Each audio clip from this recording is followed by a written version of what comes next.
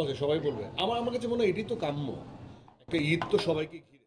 একটা ঈদ তো শুধুমাত্র গার্লফ্রেন্ড ওরিয়েন্টেড না, সেজন্য আলাদা দিবস আছে। একটা ঈদ তো আসলে পুরো ফ্যামিলির প্রত্যেকটা মেম্বার ঘিরে। তো আমার কাছে মনে হয় যে ওই দায়িত্ববোধের জায়গাটা আমাদের টিম ফিল করে, এবং আমার গল্প বলার ক্ষেত্রেও আসলে ফিল করি। আহ, এটা অন্য কোনো সময়ের গল্প হলে বা অন্য কোনো সময় আসলে যে দাগি অন্যরকম গল্প হতো তা না, কিন্তু না।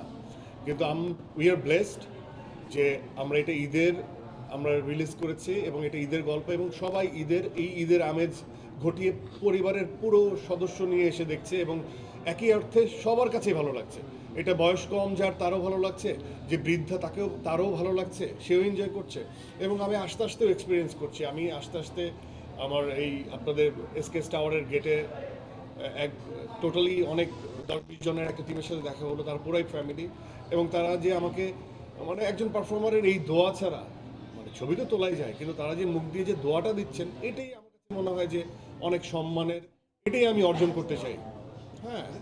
So, আমি তো এই বিষয়ে, মানে আমি খুবই পজিটিভ ভাইব পাচ্ছি। আর বাদ বাকি তো শেফ শাহিন